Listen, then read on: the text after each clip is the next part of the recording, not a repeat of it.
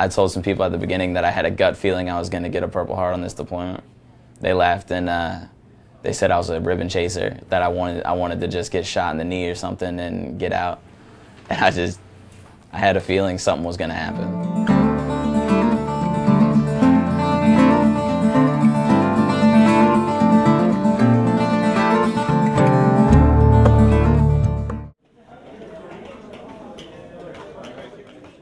Tyler Southern's memory of May 5th, 2010, is mercifully buried deep inside him. On that day in southern Afghanistan, a powerful explosion severed both legs and his right arm and mangled his one remaining limb, his left arm. We had accurate intelligence that there were up to 6 Taliban held up in a building. When I took my team around the far side of the building that no one could see at the time, that side of the building was laced with 4 IEDs. Catastrophically wounded, he woke up 13 days later in a hospital bed in Bethesda. A decade ago, these wounds would have killed him. But the heroic work of combat medics and dramatic improvements in trauma medicine are saving some 16,000 badly wounded troops like Southern, young Americans who now have a second chance at life. I didn't feel that me crying about it would help the situation at all. I mean, and I know it won't. You can't. Crying ain't gonna grow anything back. Well, but I think we're gonna have to lift it to get rid of these bumps. Yes. I think it has to come up a little higher. It is said that U.S. military doctors, nurses, and prosthetics engineers are the best in the world. They've made it possible for Southern to walk again and even run. But it's physically demanding and requires constant workouts to build his torso muscles. His upbeat attitude toward life is infectious. I'm chronically happy.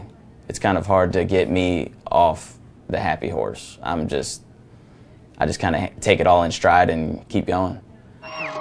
Folks in his hometown of Jacksonville, Florida, met his homecoming with a parade of 100 motorcycles. That meant a lot to Southern, a Harley-Davidson fanatic.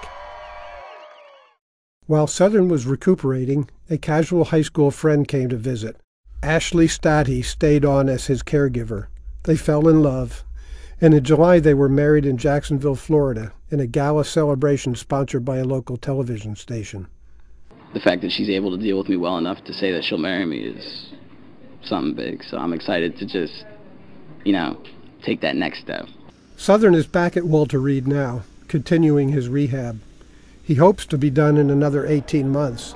He enjoys working out and being with his fellow wounded Marines and soldiers, many of them triples, as he calls triple amputees like himself.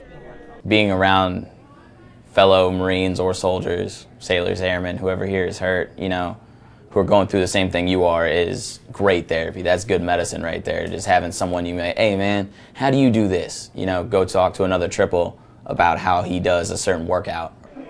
Southern's got big plans for the future and a lot of determination. I'm looking either go into public affairs for the Marine Corps, and the schoolhouse is in Fort Meade.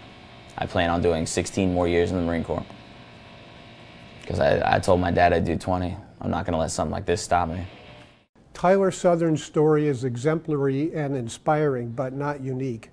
16,000 young Americans like him have been severely wounded and are working to make the most of their new lives. You'll meet many of them in the stories that follow.